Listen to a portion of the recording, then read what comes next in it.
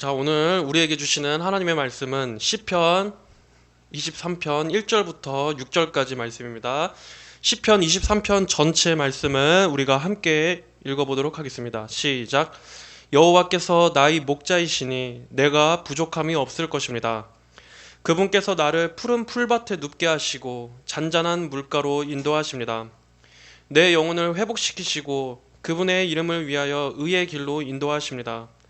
내가 사망의 어두운 골짜기로 다니더라도 악을 두려워하지 않을 것이니 이는 주께서 나와 함께 하시기 때문입니다. 주님의 지팡이와 막대기가 나를 안위하십니다. 주께서 내 원수들 앞에서 내게 상을 차려주시고 내 머리에 기름을 부으셨으니 내 잔이 넘칩니다. 참으로 선하심과 인애하심이 내가 사는 날 동안 나를 따를 것이니 내가 여호와의 집에 영원히 살 것입니다. 아멘.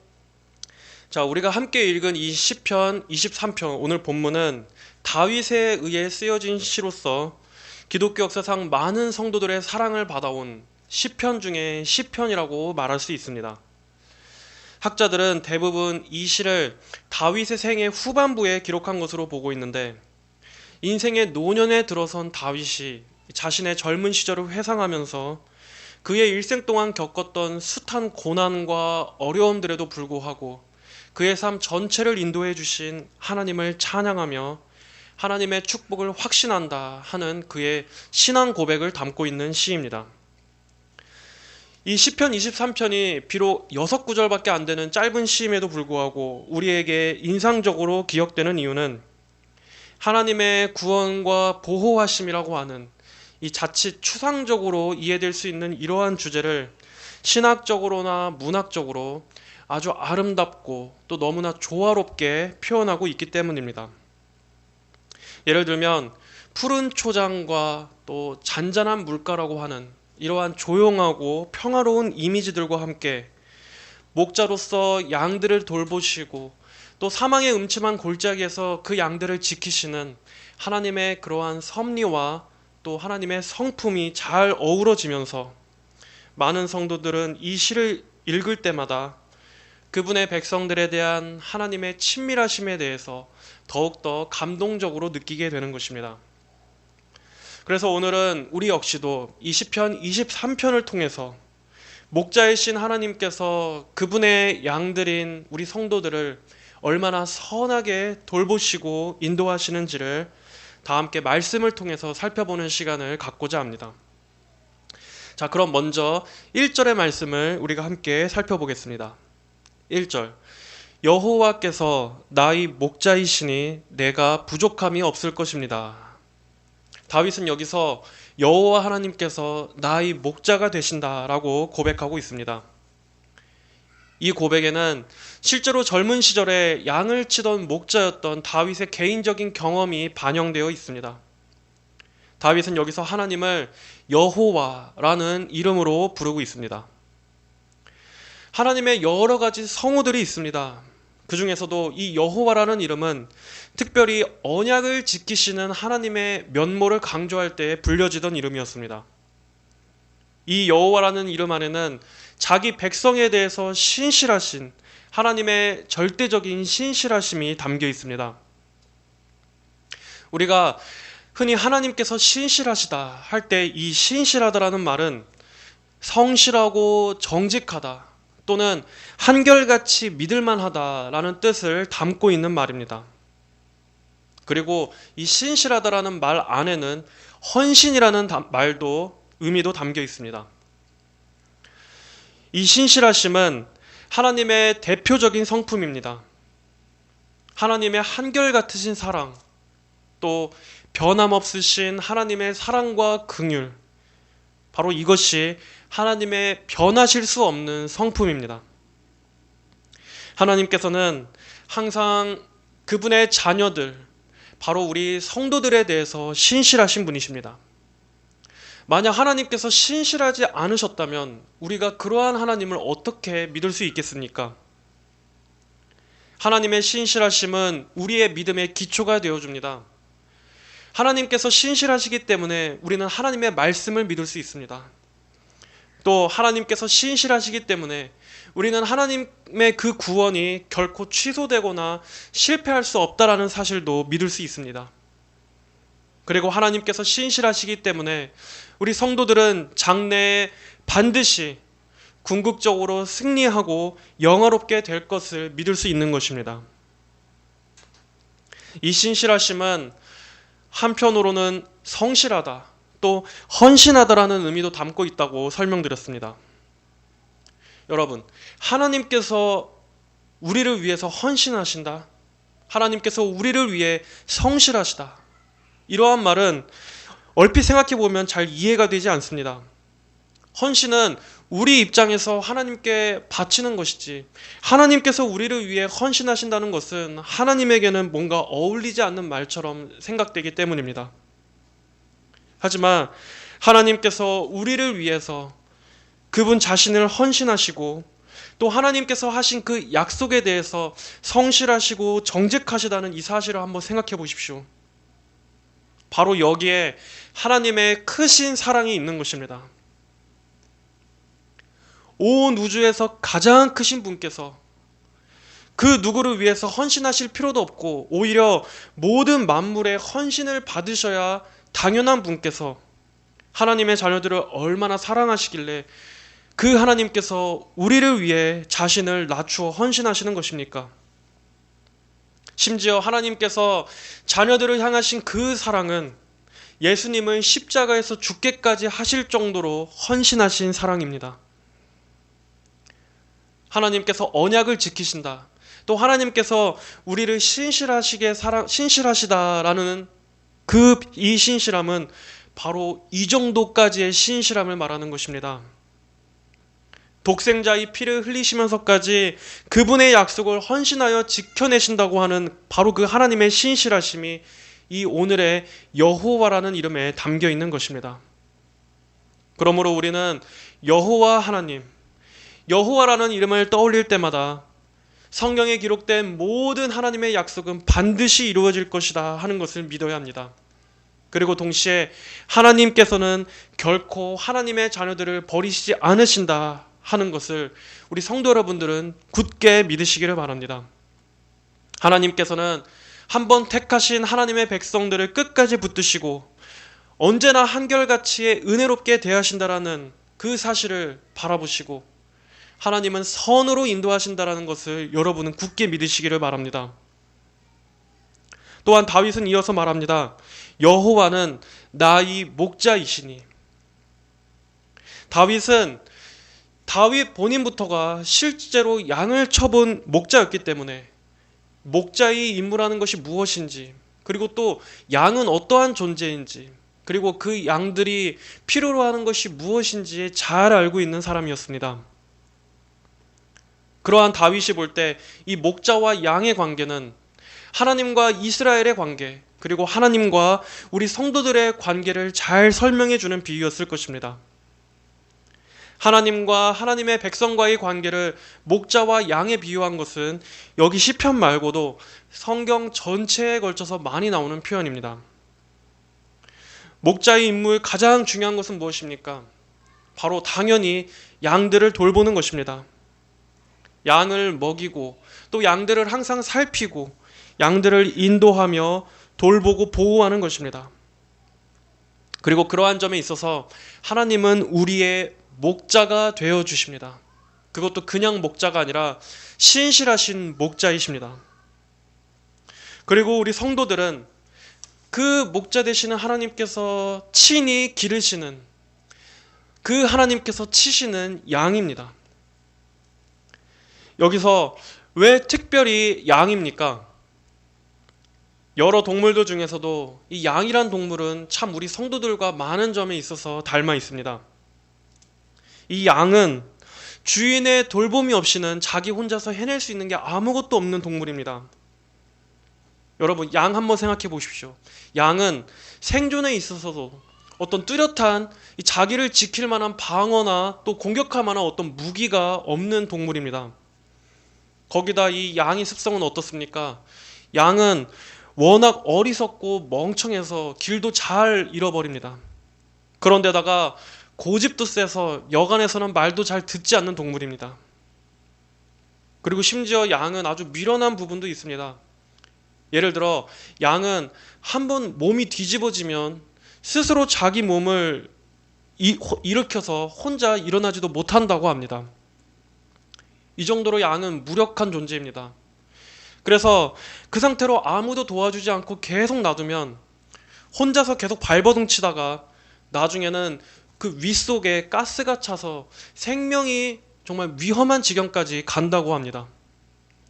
이렇게 양 자체만 봐서는 이 양이란 동물은 정말 자기 구실도 제대로 못하는 동물이라고 할 수 있습니다.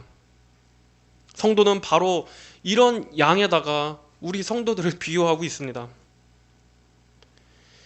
양이 목자의 돌봄 안에 있을 때 바로 그 돌봄 안에서만 가장 안전하고 평안을 누릴 수 있는 것처럼 우리 성도들 역시도 언제나 하나님의 보호하심 안에 있을 때에만 안전할 수 있음을 가르쳐 주는 것입니다. 비록 양 자체는 보잘것없이 약하고 무력한 존재라 할지라도 하나님께서 우리의 목자가 되어주시기 때문에 우리는 하나님 안에서 존귀히 여김을 받을 수 있습니다.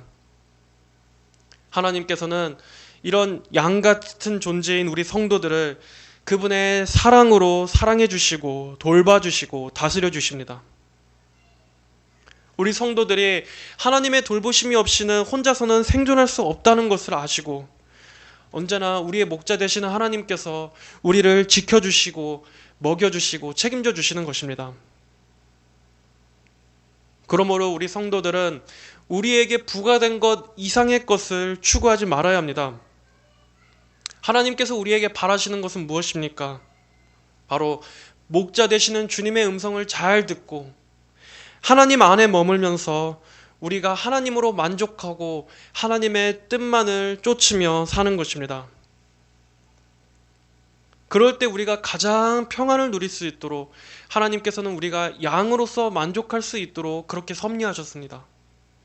그런데 양에 불과한 우리 성도들이 스스로 무슨 대단한 존재인 것처럼 영웅주의에 빠져서 또 교만해져서 우리가 양이 아니라 마치 사자처럼 되려 한다면 그것은 주제넘은 짓이 될 것입니다.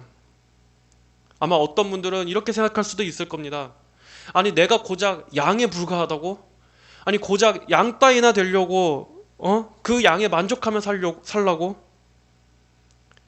나는 강한 사자이고 싶어. 나는 늑대이고 싶어.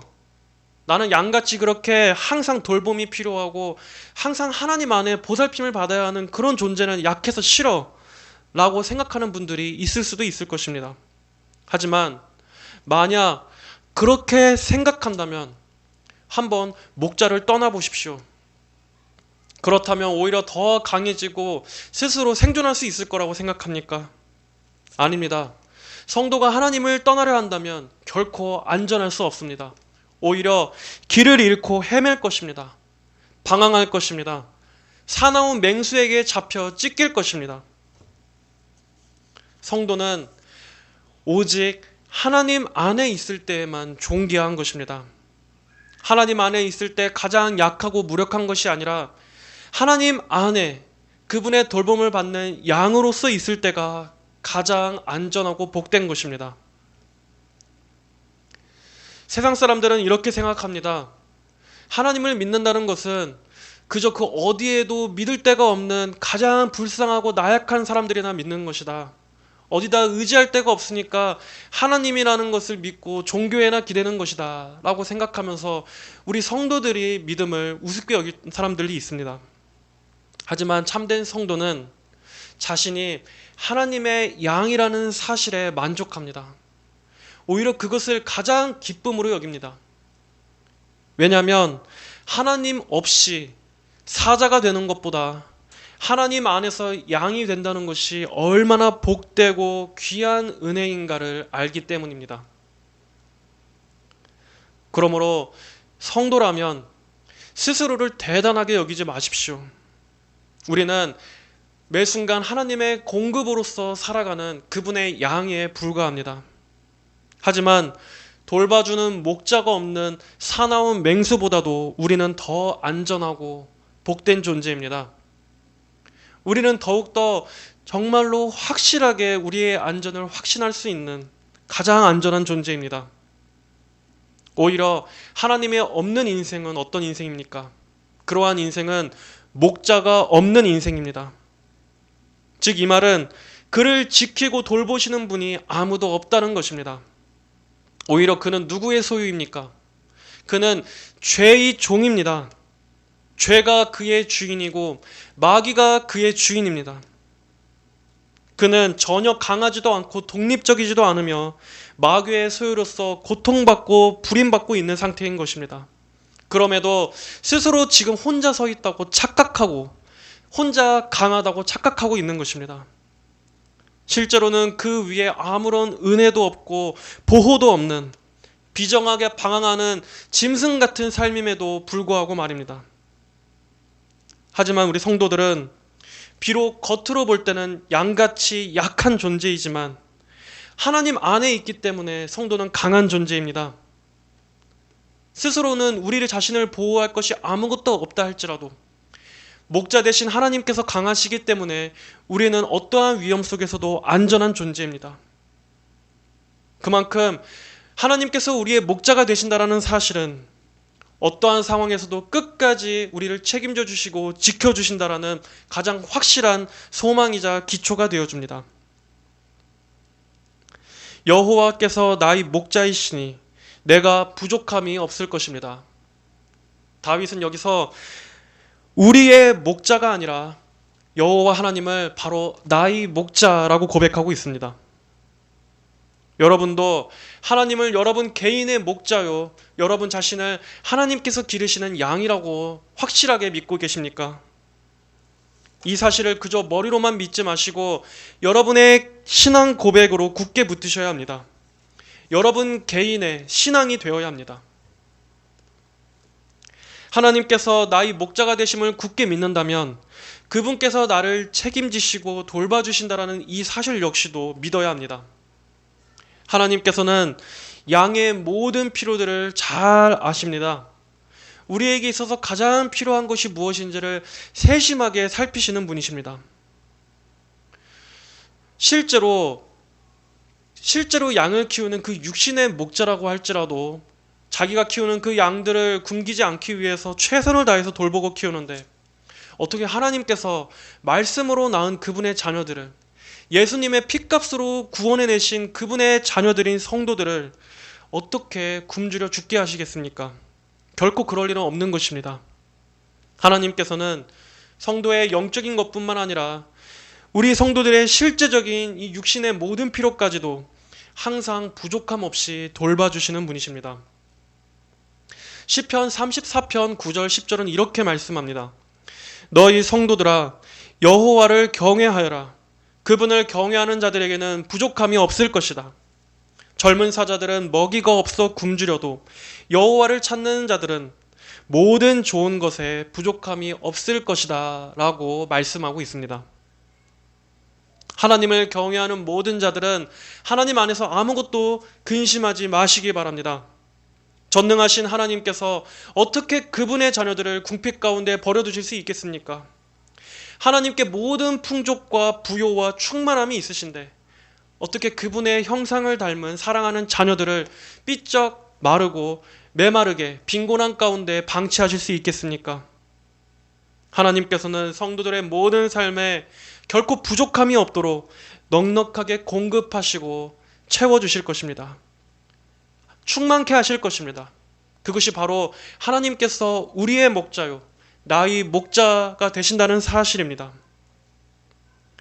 이 세상에서 약속하는 것들은 결국 어떻게 됩니까? 그것들이 지금은 풍족함과 부를 약속한다 할지라도 결국 그것들은 사라지게 될 것입니다. 하지만 하나님께서 공급하시는 은혜는 다함이 없습니다. 영원히 지속되는 것입니다.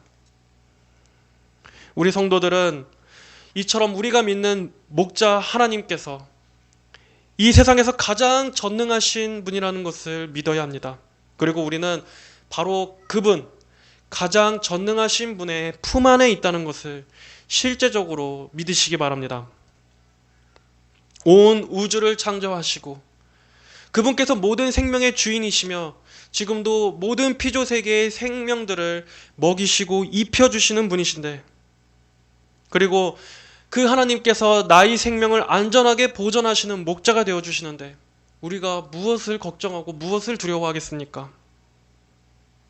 정말 하나님 안에는 실제적인 안전이 있습니다. 절대적인 안전이 하나님 안에만 있습니다. 또한 2절은 말씀합니다. 그분께서 나를 푸른 풀밭에 눕게 하시고 잔잔한 물가로 인도하십니다. 목자는 양들을 쉬게 할 가장 적절한 때를 잘 알고 있습니다. 때를 맞춰서 양들을 쉬게 하고 또 목이 마를 때가 되면 물가로 인도해서 마실 물을 먹게 하는 것이 목자의 임무입니다. 이처럼 하나님께서는 우리의 영혼에 쉼과 평안한 안식을 주시는 분입니다.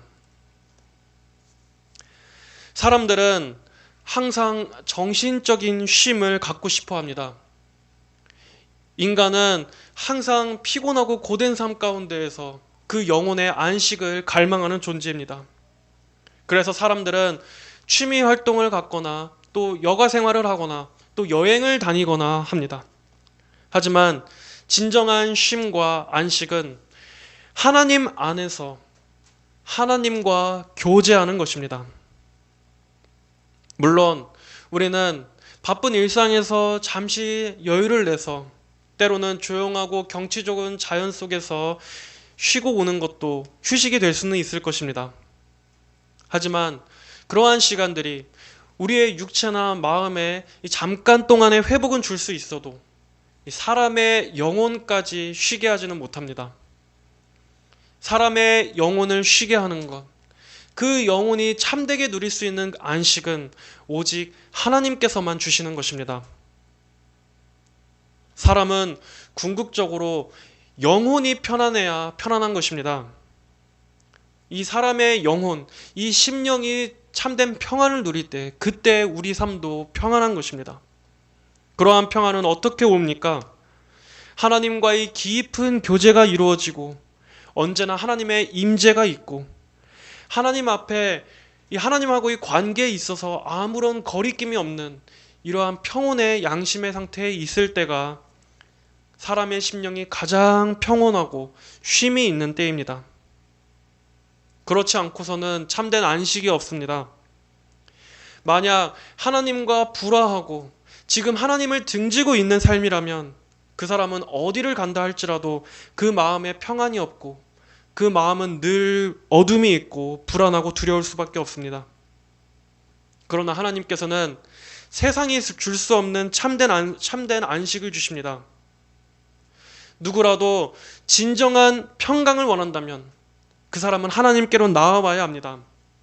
하나님 안에서 그토록 찾아 헤매는 그 영혼의 안식을 얻어야 합니다. 마태복음 11장 28절에서는 말씀합니다. 수고하고 무거운 짐진 자들아 모두 내게 오너라. 그러면 내가 너희를 쉬게 할 것이다. 인간은 근본적으로 이 죄라는 짐을 짊어지고 있기 때문에 그 짐이 하나님 안에서 해결되지 않는 한 그 인생은 언제나 무겁고 쉼이 없습니다. 언제나 피곤하고 언제나 지치고 고될 뿐입니다. 하지만 이 고됨과 수고가 어떻게 해결됩니까? 하나님 안에서 그 짐을 내려놓을 때에만 해결되는 것입니다. 예수님의 십자가 아래에서 그 무거운 죄짐을 풀어놓을 때에만 비로소 사람은 진정으로 쉬게 되는 것입니다. 또한 우리는 예수님을 처음 믿을 때뿐만이 아니라 성도의 일생 전체에서 우리의 삶 전체에서 이 하나님 안에서 쉼을 누리는 법을 잘 활용해야 합니다. 이 평강을 아는 사람은 자기의 삶에 있어서 뭔가 메마르거나 그리고 자꾸 그 마음이 강팍해져 가고 또 은혜에 있어서 침체될 때마다 얼른 곧바로 하나님께로 나아갑니다. 음악회에 가고 미술관에 가고 영화를 보러 가고 여행 계획을 짜는 것이 아니라 하나님께로 나아가는 것입니다. 내 영혼에 참된 푸른 초장과 쉴만한 물가로 인도해 주시는 바로 그 하나님께로 나아가는 것입니다. 그래서 그 하나님 안에서 조용히 자신을 돌아보면서 내가 하나님 앞에서 무언가 회개해야 할 것은 없는지, 그리고 하나님 안에서 더 간구해야 할 것들은 없는지 자신을 돌아보면서 하나님께서 주시는 회복의 은혜를 갈구합니다. 그렇게 말씀과 기도로 하나님과 함께 시간을 보내고 나면 하나님께서는 그 영혼에게 다시금 새로운 힘과 쉼을 허락해 주십니다. 그 영혼을 다시 회복시켜서 힘을 얻게 하시고, 그래서 메말라 있던 그의 심령이 다시 촉촉해지고 부드러워지고, 그래서 걱정, 근심과 모든 불안을 다 사라지게 해주시고 다시 믿음으로 회복시켜 주시는 것입니다. 이렇게 하나님 안에서 쉼을 누리는 것, 이것을 우리 모든 성도들은 다 경험적으로 알고 누려야 합니다. 하나님 안에만 회복이 있다는 것을 우리가 알지 못한다면, 이것을 성도들이 개인적으로 경험적으로 알지 못한다면, 아무리 우리가 평소에는 교리적으로 잘 안다 할지라도 막상 우리의 영혼이 곤고하고 공허하면 세상 사람들과 아무런 차이가 없는 방식으로 해결하게 되어 있습니다. 하나님에게서 영혼의 생수를 얻으려고 하지 않고 이 세상에 주는 그 소금물과 같은 그러한 것으로 채우려고 하는 것입니다. 많은 교회 다니는 분들이 여전히 하나님 안에서 이 영혼의 회복을 누리는 법을 알지 못합니다. 그래서 예수님을 믿는다고 말은 해도 실제적으로 그 자신의 영혼의 굶주림을 하나님에게서 해결하지 못하고 자꾸 다른 데서 해결하려고 하는 것입니다. 하나님을 믿는 신앙이 그에게는 실제적으로 아무 힘도 못 되는 것입니다. 그러한 분들은 하나님께서 어떠한 분이신지를 다시 깊이 알고 교리적으로 또 인격적으로 아는 것에 힘써 보시길 바랍니다. 하나님이 누구신지, 하나님이 어떠한 분이신지를 알아가면 알아갈수록 그 하나님을 생각할 때 믿음이 생기고 기쁨이 생기고 또 하나님을 생각할 때 영적으로 힘이 나고 강해지게 될 것입니다. 하나님을 알아간다면 하나님으로 인해서 힘을 얻고 회복이 되게끔 하나님께서는 은혜를 베풀어 주실 것입니다. 또한 이 말씀은 하나님께서는 우리의 삶에 있어서도 적절한 안식을 허락하신다는 것으로 볼 수도 있습니다. 인생의 너무나 큰 어려움 중에 있어서 도무지 앞이 보이지 않는 고통 중에 있다 할지라도 하나님께로 나오면 하나님께서는 그를 건져내 주십니다. 하나님께서는 정말로 하나님께 부르짖고 하나님을 신뢰하는 자들을 모든 환난과 위험에서 건져내심으로써 그분 자신의 영광을 드러내시는 분이기 때문입니다. 성도 여러분들은 하나님께서 자녀들을 살리시고 건져내시고 도우시고 또 구원해내시는 분이라는 이 사실에 있어서 믿음이 없어서는 안 됩니다. 신앙생활은 언제나 푸른 초장에만 거하는 것이 아닙니다. 우리의 신앙생활에는 다양한 또 어려움과 고난들이 있습니다. 하지만 그럴 때마다 하나님께 기도하십시오. 하나님께서는 그분께서 기르시는 양들에게 푸른 초장과 잔잔한 물가를 인도해 주십니다. 하나님께서 어떠한 늪에 빠진 그러한 양이라 할지라도 건져내셔서 그를 평안히 쉴 수 있는 안전한 초장으로 이끌어내십니다. 고린도전서 10장 13절은 말씀합니다. 사람이 감당할 수 없는 시험을 너희가 당한 적이 없으니 하나님께서는 신실하셔서 너희가 감당치 못할 시험을 당하는 것을 허락하지 않으시고 시험 당할 때 또한 피할 길을 내셔서 능히 감당하게 하신다. 그러므로 여러분들은 삶에 놓인 다양한 어려움과 문제들 가운데서 하나님께 주님 저를 구원해 주셔서 푸른 초장으로 인도해 주십시오 라고 기도하시기 바랍니다. 혹시 이렇게 문제 해결을 놓고 기도하는 게 기복주의적인 기도는 아닐까 하는 생각에 주저하지 마시기 바랍니다. 기복주의가 무엇입니까? 어떤 하나님의 영광이나 하나님 나라에 대한 마음은 하나도 없이 그저 그 동기가 나의 안위나 욕망이나 세속적인 동기로 구하는 것이 기복주의입니다. 그저 하나님하고는 아무런 상관없이 나 하나 잘 먹고 잘 사는 거, 그저 나 하나 좋은데 취직하고 나 하나 좋은 직장에 다니게 해달라고 이러한 것들만 구하는 것이 기복주의적인 기도입니다. 하지만 성도들이 하나님의 뜻 가운데 살면서 겪게 되는 많은 현실적인 어려움 가운데에서 하나님의 전능하심의 도움을 요청하는 것은 결코 기복주의적인 것이 아니니 우리 성도 여러분들은 얼마든지 구하시기를 바랍니다. 괜히 그런 데서 정죄감을 느낄 필요가 없습니다. 만약 물질에 어려움이 있으신 분들은 얼마든지 이 모든 물질의 주인이 되시는 그 하나님께 구하시기를 바랍니다.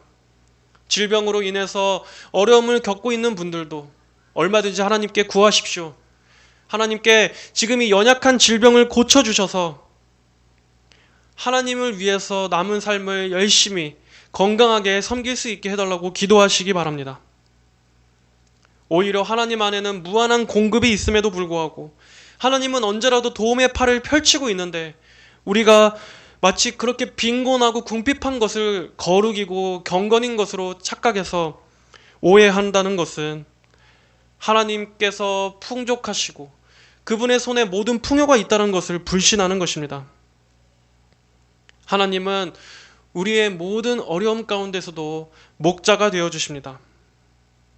양들이 위험에 빠져 있음에도, 양들이 어려움을 겪고 있음에도 못 본 척 방관하는 것은 선하신 목자가 되시는 우리 하나님께는 결코 있을 수 없는 일입니다. 하나님의 섭리 가운데 믿음으로 하나님을 신뢰하면 하나님께서는 곧 그분께서 인도하시는 푸른 초장과 쉴만한 물가로 인도해 주실 것입니다. 인생의 어려움 속에 있다 할지라도 하나님께서는 우리의 삶에 푸른 초장을 예비하셔서 많은 고난들도 잘 넘기게 해주실 거라는 이 믿음을 성도 여러분들은 가지시기를 바랍니다. 자, 3절의 말씀은 어떻게 말씀하고 있습니까? 내 영혼을 회복시키시고 그분의 이름을 위하여 의의 길로 인도하십니다. 다윗은 그의 전 생애를 통해서 하나님의 살려주심을 많이 경험했습니다. 절망스러운 상황에서도 많이 건진받았고 아주 긴박한 위험 속에서도 하나님의 도움을 많이 경험했습니다. 그리고 또 그의 개인적인 죄로 인해서 받은 그 징계 속에서도 하나님의 은혜로 다시 회복해 되는 이러한 경험들을 여러 번 누렸습니다. 다윗 역시도 인간이기 때문에 그 역시도 큰 죄로 인해서 실족했던 때가 있었지만 그럼에도 하나님께서는 그의 인생 전체에 하나님의 긍휼을 거두시지 않으셨습니다. 그리고 이러한 하나님의 섭리는 다윗뿐만 아니라 우리 모든 성도들에게도 동일한 것입니다. 만약 지금 영혼의 깊은 침체 가운데 빠져 있는 분이 계십니까? 이 말씀처럼 영혼을 회복하시는 하나님을 바라보시기 바랍니다. 도저히 영적인 힘이 없어서 하나님 앞에 나아갈 수 없다 할지라도 하나님의 신실하심에 기대시기 바랍니다. 하나님의 이 신실하심은 설령 여러분 편에서 하나님을 붙잡을 힘이 없다 할지라도 여러분에게 아무런 믿음이 남아있지 않는다 할지라도 하나님께서 여러분을 붙잡고 놓치지 않으실 것입니다. 여러분 스스로는 회복할 수 없다 할지라도 하나님께서 여러분을 소생시키시고 하나님께서 여러분을 살리시고 여러분을 회복시켜 내실 것입니다. 또 만약 지금 죄로 인해서 혹시 크게 넘어져 있는 분이 있으십니까? 그로 인해서 깊은 정죄에 빠져서 하나님에 대한 믿음을 다 잃어버린 분들이 계십니까? 여러분 안에서 모든 것이 다 끝났다고 느껴진다 할지라도 하나님께서는 여러분을 그 깊은 죄의 늪에서 건져내실 수 있음을 믿으시기 바랍니다. 하나님의 신실하심이 여러분을 붙잡고 있기 때문에 언제 그러냐는 듯이 하나님은 여러분의 영혼을 다시 새롭게 회복시켜 주실 것입니다. 여러분을 다시 일으켜 세워서 거룩을 향해 달려나갈 수 있도록 힘을 공급해 주실 것입니다. 그리고 여러분은 그 경험을 통해서 하나님의 은혜와 용서를 더 경험하게 될 것입니다. 그리고 여러분 자신에게는 그 어떤 신뢰도 두지 않을 것입니다. 하나님께서는 이처럼 영혼을 회복시켜 주셔서 다시 새로운 소망을 품게 하시는 분입니다. 어떤 상황에서도 하나님 안에서 회복 불가능한 영혼은 없습니다. 고통 가운데에서 건지시고 넘어져 있는 자들을 일으켜 세우시고 죽을 자를 살리시고 또 어둠 가운데 좌절하고 있는 자들을 이렇게 세워주시는 것이 바로 하나님의 구원의 능력이기 때문입니다. 이러한 일은 하나님께 있어서는 하나님 전문인 일입니다. 그분의 이름을 위하여 의의 길로 인도하십니다. 하나님은 구원의 능력을 통해서 그분의 영광을 드러내시는 분입니다. 그러므로 지금 깊은 늪에 빠져 있는 분들은 얼마든지 하나님께 도움을 요청하십시오. 하나님을 구하십시오. 하나님께서는 그분의 영광과 명예를 위해서라도 여러분을 구해내실 것입니다. 4절에 내가 사망의 어두운 골짜기로 다니더라도 악을 두려워하지 않을 것이니 이는 주께서 나와 함께 하시기 때문입니다. 주님의 지팡이와 막대기가 나를 안위하십니다. 여기서는 앞선 푸른 초장과 잔잔한 물가와는 대비되는 장소가 나옵니다. 바로 사망의 음침한 골짜기입니다. 이것은 우리의 신앙생활이 언제나 평탄하지만 않다는 것을 보여줍니다. 오히려 이렇게 험하고 위험한 골짜기가 있는 것이 우리 성도들의 대부분의 삶인지 모릅니다. 우리 역시도 이 사망의 음침한 골짜기를 한 번도 겪어보지 않은 사람은 아마 없을 것입니다. 이 사망의 음침한 골짜기는 어떤 곳입니까? 곳곳에는 맹수가 있고 또 어둠 속에서 우리를 노리고 있는 마귀가 있습니다. 마귀는 우리를 가만히 숨어서 지켜보면서 성도들이 길을 잃기를 바랍니다. 그래서 우리가 넘어지도록 불화살을 쏘아대거나 또는 언제라도 성도들을 삼킬 그 기회를 찾고 노리고 있습니다.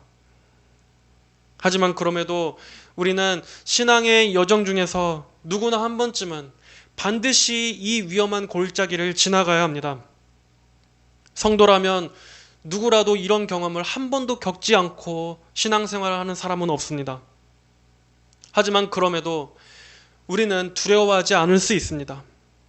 왜냐하면 하나님께서 결코 우리를 그 어두운 골짜기에 홀로 두시지 않으시고 하나님께서 우리와 함께 계셔 주시기 때문입니다.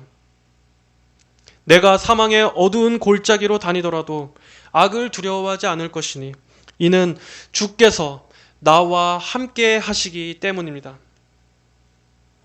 성도에게 있어서 이런 사망의 골짜기의 경험은 오히려 우리의 믿음을 강하게 만들어주는 기회가 되기도 합니다. 그리고 하나님께서는 섭리적으로 모든 성도들을 이 골짜기를 걷게 하십니다. 그래서 우리가 오직 하나님만 의지하도록 훈련시키시는 것입니다. 그 어두운 중에도 우리가 과연 하나님께서 우리와 함께 하심을 믿는지 이러한 것들을 경험하게 하셔서 우리 성도들을 더욱더 강한 믿음으로 훈련하시고자 하는 것입니다. 혹시 지금 사망의 어두운 골짜기, 우리의 인생에 이 사망의 어두운 골짜기를 홀로 걷는다고 생각하는 분들이 계십니까? 두려워하지 마십시오. 하나님께서 지금 여러분과 함께 걷고 계십니다. 아니, 오히려 하나님께서 여러분보다 앞서서 걷고 계십니다. 여기서 말하는 이 지팡이와 막대기는 어떠한 역할입니까? 바로 사나운 짐승들로부터 양들을 공격하는 맹수들을 쫓아내기 위한 것입니다. 하나님께서는 우리 앞에 가셔서 이 막대기를 휘두르셔서 결코 악한 영들이 우리 성도들을 손끝 하나 대지 못하도록 내쫓으십니다. 이처럼 하나님께서는 성도들의 모든 앞뒤를 둘러싸셔서 철저하게 지키시고 보호하심을 믿으십시오. 하나님께서 우리의 목자가 되신 이상 우리의 주인 되시는 하나님께서는 단 한 마리의 양도 결코 놓치거나 잃어버리는 일이 없으신 것을 믿으시기 바랍니다.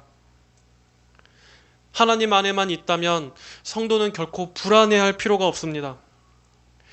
여러분, 이 불안이라는 것이 불안의 근본적인 원인이 어디에서 오는 것입니까?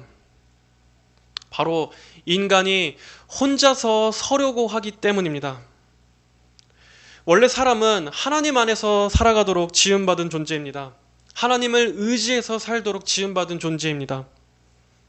그게 원래 인간이 있어야 할 자리였고, 그럴 때만이 참된 안전과 평안을 누릴 수 있는 것이 하나님께서 사람에게 정해놓으신 당연한 창조 질서였습니다. 그런데 인간이 범죄하고 하나님을 떠났기 때문에, 하나님 없이 살려고 했기 때문에 불안과 위험이 찾아오게 된 것입니다. 하나님 없이는 결코 똑바로 설 수 없는 존재가 하나님 없이 살아보겠다고 아둥바둥 하기 때문에 사람의 삶이라는 것이 무겁고 또 흔들리고 두렵고 불안한 것입니다. 인간이란 존재가 애초에 그렇게 살도록 지음받지 않았는데 자기 혼자의 힘으로 이 가시와 엉겅퀴가 가득한 이 세상을 살려고 하다 보니까 사람들끼리 그렇게 서로 도끼를 품고 치열하게 서로 밟고 밟아가며 싸우며 살아가는 것입니다. 이러한 세상 속에서 어떻게든 사람이 혼자 살려고 하다 보니까 늘 불안하고 날이 서 있을 수밖에 없습니다. 여러 가지 정신과 마음의 병이 생길 수밖에 없는 것입니다. 내가 나 혼자의 힘으로 살아가려고 하다 보니까 두렵고 무서울 수밖에 없는 것입니다. 하지만 사람은 하나님 안에 들어오게 된다면 그때는 가장 안전한 제자리를 찾는 것입니다.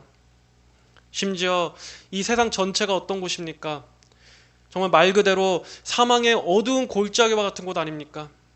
하지만 이 세상 전체가 그렇게 위험한 곳이라 할지라도 하나님 안에 있는 성도는 그 하나님의 보호하심으로 인해서 털끝 하나 상처를 입지 않게 되는 것입니다. 또한 이 사망의 어두운 골짜기는 사람의 마지막 죽음을 의미한다고도 볼 수 있습니다. 하지만 성도는 이 마지막 죽음의 자리에서도 절대로 두려워할 필요가 없습니다. 안심하십시오. 왜냐하면 하나님께서 우리의 이 성도의 마지막 순간까지 그 임종의 자리에까지도 함께 계셔 주실 것이기 때문입니다.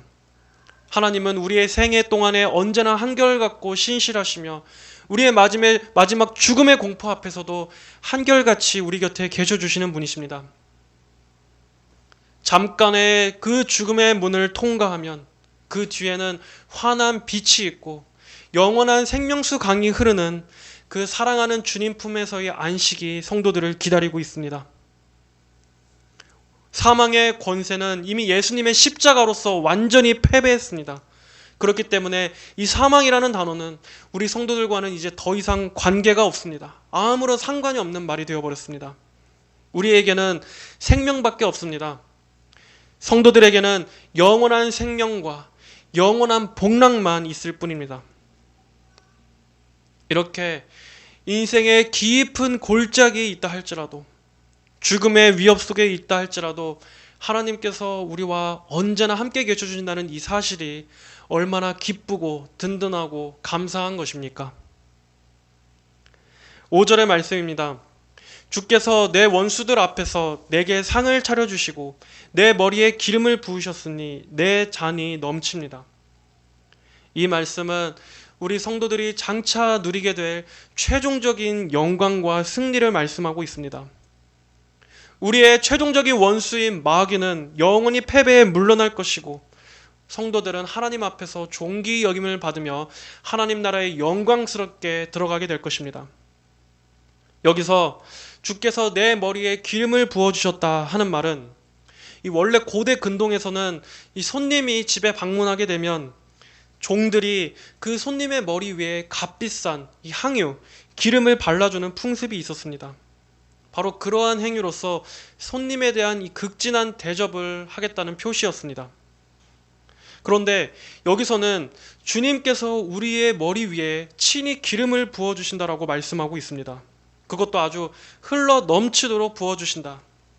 그만큼 하나님의 백성들이 장차 누리게 될 그 하나님의 축복은 말로 다 할 수 없을 정도로 가득 넘쳐 흐르게 될 것이라는 뜻입니다. 성도 여러분들은 이 소망을 가지시기를 바랍니다. 이 땅에서는 많은 고생이 있고 또 우리의 삶에 여러 슬픔, 고됨이 있다 할지라도, 이 땅에서의 삶은 그런 삶이 없다 할지라도 성도들의 최종적인 끝은 영원한 기쁨으로 끝날 것입니다. 하나님의 위로와 넘치는 축복으로 가득하게 끝나는 것이 하나님께서 우리에게 약속하신 그분의 신실하신 약속입니다. 그 날이 오면 이 땅에서의 많은 고생들은 아무것도 아니었다라고 느껴질 만큼 하나님의 크신 위로와 사랑이 그 모든 것을 덮으실 것입니다. 성도들의 모든 눈물을 친히 닦아주실 것입니다. 자, 이제 다윗은 마지막으로 고백합니다. 참으로 선하심과 인애하심이 내가 사는 날 동안 나를 따를 것이니 내가 여호와의 집에 영원히 살 것입니다. 다윗은 그의 전체 삶 동안에 단 한 번도 결핍된 적이 없었던 하나님의 그 선하심과 그분의 인애하심을 찬양하며 감사하고 있습니다. 우리 모든 성도들 역시도 이러한 고백을 할 수 있기를 바랍니다. 이스라엘 백성들이 광야를 지날 때 하나님께서는 그 백성들의 무리 앞에 불기둥과 구름기둥으로 날마다 그들을 인도하셨습니다. 마찬가지로 광야 같은 우리 성도들의 삶에도 하나님께서는 오늘도 역시 동일하게 그분의 선하심과 인애하심으로 항상 함께하고 계심을 믿으시기 바랍니다. 설령 우리의 감정상으로는, 나의 느낌으로는, 아니 어디에 하나님의 선하심과 인애하심이 있어? 도무지 내 삶에 하나님의 선하심이 어디에 있어? 라고 생각된다 할지라도 하나님의 돌보심은 결코 한순간도 그분의 성도를 떠나신 적이 없습니다. 하나님께서는 그분께서 우리의 목자가 되시기로 약속하신 이상 그분의 양들을 지혜롭게 선하게 잘 인도해 주실 것입니다. 그리고 성도들 위에는 언제나 하나님의 이러한 사랑과 보호하심이 영원토록 있을 것입니다. 청교도 토마스 왓슨은 말했습니다. 하나님이 나를 어떻게 다루고 계시는지에 관해 우리가 의심하고 염려로 거의 죽을 지경이 되었을 때 하나님의 지혜를 믿고 안식하라. 그분은 무슨 일을 해야 할지를 가장 잘 알고 계신다. 심지어 그분의 자취를 알 수 없을 때라도 그를 신뢰하라. 하나님은 우리가 보기에 가장 올바른 길을 벗어난 것처럼 보이는 그때조차도 가장 올바른 길로 행하고 계신다. 여러분, 하나님께서는 가장 좋은 결과로 이끄실 것입니다. 하나님께서는 가장 궁극적인 선으로 이끌어 가실 것입니다. 그러므로 여러분은 결코 두려워하지도 마시고 하나님 안에서 소망을 잃지 마시길 바랍니다. 하나님께서는 언제나 하나님 그분 자신의 영광을 위해서 일하시기 때문에 여러분을 대한 하나님의 그 구원의 계획은 결코 실패하거나 패배할 수 없습니다. 하나님께서는 말씀하셨습니다. 이사야 54장 10절에 비록 산들이 옮기우며 언덕이 흔들린다 하여도 나의 인애는 내게서 떠나지 않으며 나의 평화의 언약은 흔들리지 않을 것이다. 이는 너를 긍휼히 여기시는 여호와의 말씀이다. 이 말씀처럼 하나님의 인애는 한순간도 성도 여러분들을 떠나시지 않습니다. 그리고 하나님께서는 어제나 오늘이나 영원토록 우리의 목자가 되어주실 것입니다. 성도분들은 이 말씀을 믿으시고 그분 안에서 안전을 누리시기를 바랍니다. 더불어 혹시 지금 영혼의 굶주림과 궁핍함으로 고통받고 있는 영혼이 있다면 속히 그러한 분은 영혼의 참된 목자가 되시는 하나님께로 나아오시기를 바랍니다. 사람은 하나님의 돌보심을 받는 그 하나님의 양 우리 안으로 들어올 때만 가장 복된 만족을 얻을 수 있도록 지어졌습니다. 하나님이 아니고서는 그 어디에도 참된 안식이 있을 수 없습니다. 그러므로 하나님 앞에서 겸손히 그분의 자비의 품 안으로 나아오시기 바랍니다. 하나님께서 부디 은혜를 주셔서 지금 사망의 음침한 골짜기를 걷고 있는 그 영혼이 하나님께서 주시는 이 푸른 초장, 그분께서 먹이시는 그 잔잔한 물가, 그분의 은혜의 시냇가로 여러분을 인도해 주시기를, 그 영혼을 인도해 주시기를 저 역시도 기도하겠습니다. 오늘 우리에게 주신 이 말씀을 잘 기억하면서 하나님 안에서 참된 평안을 누리시는, 그리고 그분을 목자로 믿는 우리 양 되신 우리 모든 성도들에게 그 인생에 참된 평강이 넘치기를 주님의 이름으로 축복합니다. 다 함께 기도하겠습니다. 하나님 아버지, 감사합니다. 오늘 하나님께서 주신 이 시편 23편의 이 은혜로운 말씀을 우리가 함께 살펴보았습니다. 하나님께서 우리의 목자가 되셔서 친히 우리의 평생에 선하심과 인애하심으로 우리를 두르신다는 이 사실에 얼마나 감사한지요. 아버지, 우리가 이 사실을 생각할 때마다 우리는 그 어떠한 위험과 또 사망의 어두운 골짜기에서도 우리는 결코 두려워하거나 낙심하지 않을 수 있습니다. 모든 성도들이 주신 이 말씀을 나의 진리, 또 나의 목자로서 믿음으로 받게 하셔서 주 안에서 참된 평안과 안식과 기쁨을 누릴 수 있도록 인도하여 주시옵소서. 말씀을 듣는 모든 성도들의 영혼에 하나님과의 친밀한 이러한 교제, 친밀한 관계가 굳건하게 세워질 수 있기를 간절히 기도합니다. 감사드리며 살아계신 우리 주 예수님의 이름으로 기도하였습니다. 아멘.